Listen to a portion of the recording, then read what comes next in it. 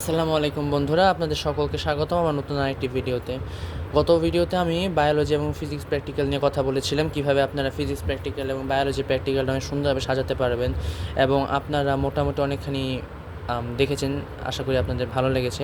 তো আজকের ভিডিওতে আমি কথা বলবো কেমিস্ট্রি প্র্যাকটিক্যাল সম্পর্কে, কীভাবে এটা করতে হয়, কীভাবে এটা হচ্ছে আপনি প্রেজেন্ট করবেন, উপস্থাপন করবেন, সাজাবেন এবং ভাইবার মতো বড় বোর্ডে যখন যাবেন তখন কীভাবে খাতাটা উপস্থাপন করবেন, লিখবেন ইত্যাদি বিষয়ে আমি আলোচনা করবো, যেমন আগে করেছি। তো আর কথা না বাড়িয়ে আজকের ভিডিওতে বিস্তারিত যাচ্ছি। ভিডিওর শুরুতেই প্রথমে তো আমরা সবসময় মলাট নিয়ে আলোচনা করি, তার আগে এখানে একটি বই দেখাতে চাচ্ছি। পেপার সফটওয়্যার একটি বই, মাধ্যমিক বই। আপনারা যারা ব্যবহারিকের উত্তর কিংবা ব্যবহারিক করার নির্দেশনা খুঁজছেন, এই বইতে ব্যবহারিক করার নির্দেশনা শুরু থেকে শেষ পর্যন্ত বায়োলজি, ফিজিক্স, কেমিস্ট্রি এবং হায়ার ম্যাথ এই সম্পূর্ণটা দেওয়া আছে। আমার কাছে বইটি ভালো লেগেছে, আপনারা চাইলে নিতে পারেন। আবার পাঞ্জেরি কিংবা লেকচার বইয়ের একদম শেষ দিকে যারা ওগুলো একাডেমিকে ফলো করেন, ওইখানেও আপনারা চাইলে দেখতে পারেন। ওইখানে একদম লাস্টে শেষ পেজগুলোতে প্র্যাকটিক্যালের সমাধান দেওয়া থাকে। আবার বায়োলজি, ফিজিক্সের মতো ওই যে মূল বই আছে, মূলত বায়োলজি এবং ফিজিক্সের ক্ষেত্রে মূল বইয়ে সমাধান দেওয়া থাকে, মানে প্র্যাকটিক্যাল জিনিসপত্র ওখানে দেওয়া থাকে। কিন্তু কেমিস্ট্রিতে সেটার হার একটু কম, মানে কেমিস্ট্রিতে আসলে এত কাজ খুঁজে পাওয়া যায় না। যেমন প্রয়োগ আছে, ক্যালাসন পদ্ধতি আছে, তারপর সোডিয়াম কার্বনেটের প্রথম পরীক্ষাটি আছে, কিন্তু পরবর্তীতে দেখা যায় আয়নিক যৌগ, সমযোজী যৌগ শনাক্ত করার পরীক্ষাটি বইয়ে পাওয়া যায় না। তো এই ধরনের পরীক্ষাগুলোর সমাধান খুঁজতে আপনারা চাইলে ওই বইগুলো দেখতে পারেন। যাই হোক, এবার মলাটের বিষয়ে আসি। মলাট সবসময়ের মতো আপনারা চাইলে ক্যালেন্ডার বা কাগজ দিয়ে মলাট করতে পারেন, না হলে এরকম একটা কাগজ, এখানে একটি ইনফরমেশন বক্স থাকে, আমি আপাতত ঢেকে রেখেছি ইনফরমেশন বক্স। ওই ইনফরমেশন বক্সে কিছু না লিখে, যেহেতু এটা কাপবোর্ডের, কাগজ দিয়ে ওইটার উপর সেটে দিয়ে ইনস্টিটিউট নেম, রোল নং, রেজিস্ট্রেশন নং, সাবজেক্ট, সেশন, আপনি কোন ডিভিশন, সায়েন্স, কমার্স না আর্টস, সেটা লিখে মলাটের কাজ শেষ করে ফেলবেন। বোর্ডের মধ্যে কোনো সমস্যা হবে না, এতখানি নিশ্চিত। এবার যাই ইন্ডেক্সে। ইন্ডেক্সে যাওয়ার আগে আরও ছোট্ট একটি জিনিস, একটু আগে বইয়ের মলাট মানে আপনার যে নোট খাতা হবে, ল্যাবরেটরি খাতা, এইটার মলাট নিয়ে বলেছিলাম। তবে প্রত্যেক খাতার শুরুতেই নেই ফ্রন্ট পেজে এই জায়গাটার মধ্যে ঢেকে রেখেছি ইনফরমেশন। তো এখানে একটি ইনফরমেশন বক্স থাকে আপনার নাম, রোল, রেজিস্ট্রেশন সহ। তো একমাত্র এসএসসি পরীক্ষার আগে যখন আপনার সম্পূর্ণ খাতা সিগনেচার হয়ে যাবে, একমাত্র তখন এই জায়গাটা ফিল আপ করবেন, তার আগে এখানে কোনো কিছু ফিল আপ করার দরকার নেই। সর্বোচ্চ আপনার খাতা যদি স্কুলে বা কলেজে বা বহন করার সময় কখনো হারিয়ে যায় বা কোথাও খোয়া যায়, তাহলে এখানে শুধু পেন্সিল দিয়ে আপনার নাম, আপনার রোল নাম্বার, ক্লাস, আর হচ্ছে আপনার শাখা, সায়েন্স, কমার্স, আর্টস, আর আপনার ক্লাসের সেকশন এ, বি বা যেই নামেরই হোক, এইটুকু পেন্সিলে লিখে রাখবেন, যেন পরবর্তীতে আপনি খুঁজে পেতে সুবিধা হয়। তবে ভুলেও কলম এখানে ব্যবহার না করার পরামর্শ রইল।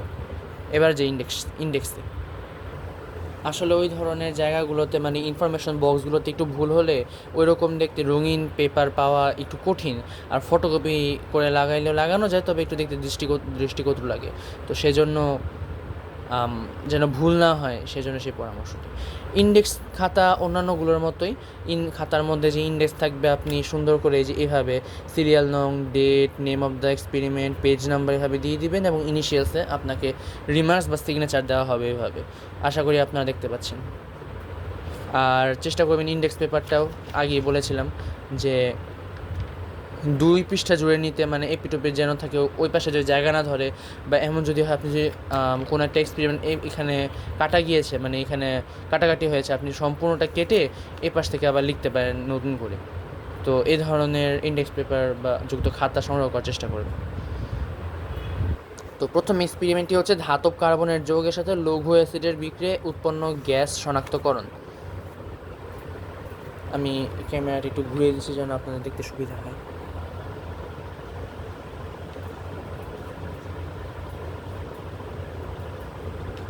এখানে ফিগার নং এবং পরীক্ষাটি সম্পন্ন করা হয়েছে, আপনারা দেখতে পাচ্ছেন।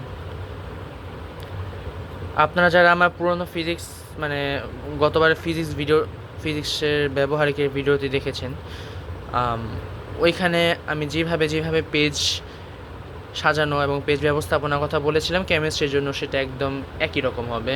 আপনার যেই খাতাটায়, ধরুন আপনার এটা একটা পেজ, এই পাশে হচ্ছে লেখার পেজ আর এই পাশে হচ্ছে ছবি আঁকার পেজ।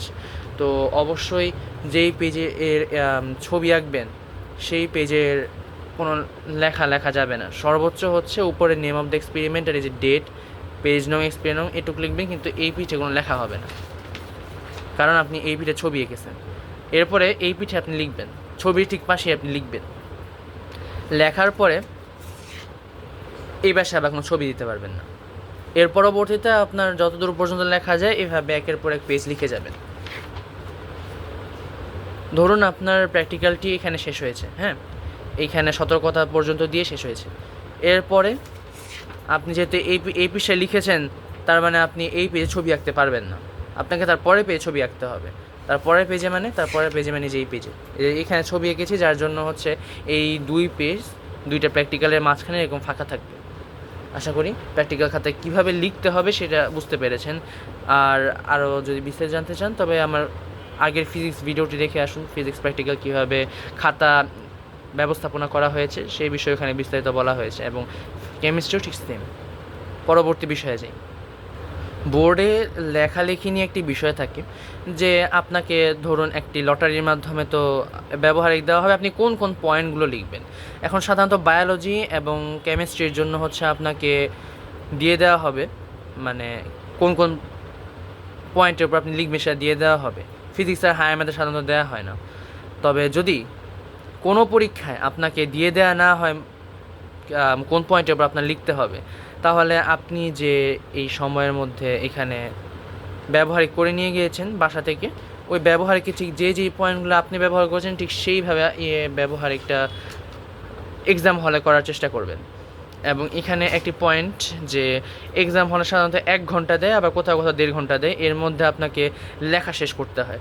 তো এই ক্ষেত্রে আপনার প্র্যাকটিক্যাল খাতে অবশ্যই বিস্তারিত থাকবে, কিন্তু পরীক্ষায় বসার আগে অবশ্যই আগের রাতে আপনি নিজে পেন্সিলে চিহ্নিত করে নেবেন যে আপনি কোন কোন পয়েন্টগুলো লিখতে চান, কোন কোন পয়েন্টগুলো মেইন। এবং এমন যদি হয় যেখানে পেন্সিলে চিহ্নিত করতে চাচ্ছেন না, আপনি আলাদা একটি রাফ পেজ নিয়ে সেটার মধ্যে সুন্দর করে আপনার যে খসড়াটা হবে, মানে যেটা আপনি কালকে ব্যবহারিক খাতায় লিখবেন এক্সামের দিন, সেটা সাজিয়ে নিতে পারেন।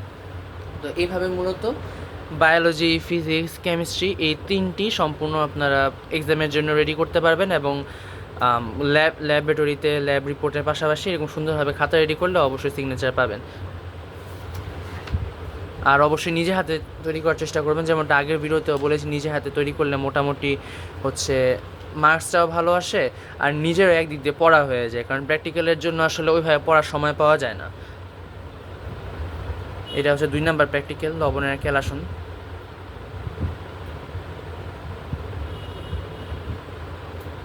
আমি এর পরবর্তীতে শুধু পৃষ্ঠা পরিবর্তন করে যাচ্ছি, আপনারা ক্রমান্বয়ে দেখতে থাকুন।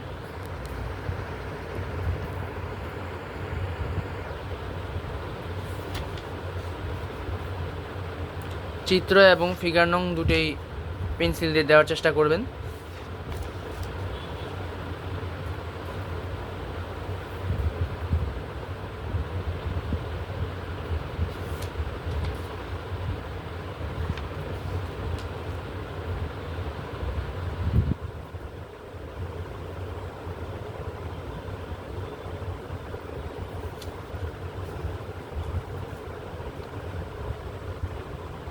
সাধারণত পরীক্ষার হলগুলোতে ব্যবহারিক খাতা দেখেই লিখতে দেওয়া হয়, তবে কোনো কারণে যদি ব্যবহারিক খাতা দেখার অনুমতি না থাকে, যে ব্যবহারিক খাতা আগেই নিয়ে নিয়েছে, তবে একটু আগে যেটা বললাম যে পেজের মধ্যে করে আপনার প্রয়োজনীয় অংশটুকু যেটুকু প্রয়োজন সেটা লিখে নিয়ে যেতে পারেন, তবে ওইটা দেখে আপনি এক্সাম হলে আনসার করতে পারেন।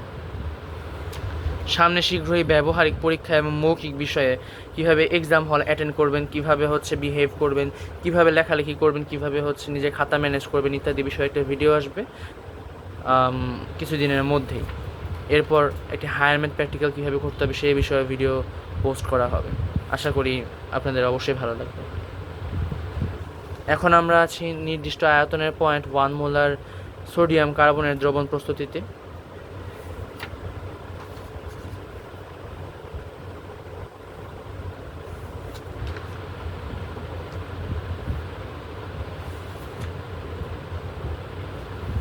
এবং এর মাধ্যমে প্র্যাকটিক্যাল শেষ হয়।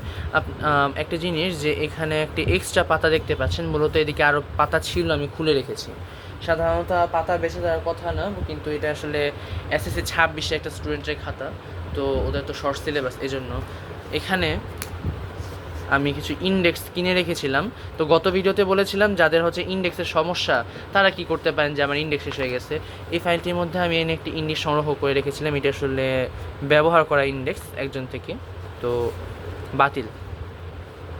এই যে এটা আসলে কেনা ইন্ডেক্স ছিল। তারপর এখানে কিছু খাতা আছে।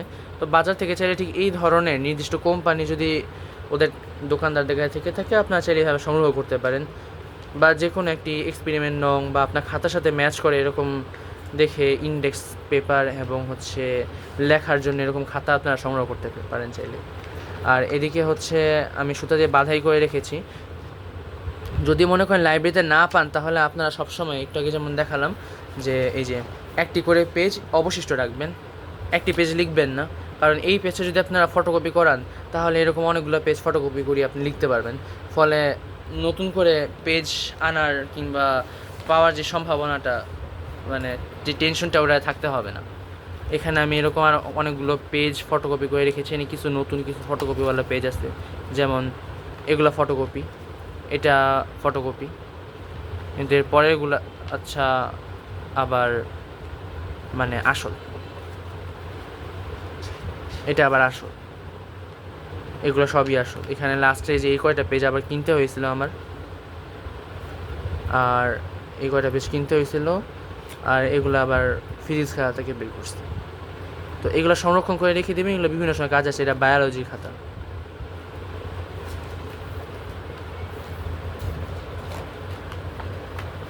তো আশা করি পেজ না পেলে কি সমাধান আপনারা করতে পারেন সেই বিষয়ে একটু আলোচনা করে দিলাম। তো এটাই মূলত ফিজিক্স প্র্যাকটিক্যাল খাতা মোটের উপর।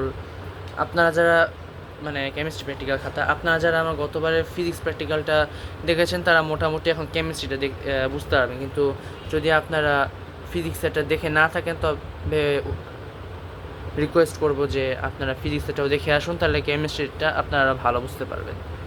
তো আজকের কেমিস্ট্রি সম্পর্কিত ভিডিওটা আসলে এই পর্যন্তই। আশা করি আপনাদের ভালো লেগেছে, এবং যদি কোনো ভুল ত্রুটি হয়ে থাকে দয়া করে ক্ষমা করবেন। ক্ষমা সুন্দর দৃষ্টিতে দেখা অনুরোধ রইল। আজকের ভিডিও এই পর্যন্তই। আবারও ধন্যবাদ। আসসালামু আলাইকুম।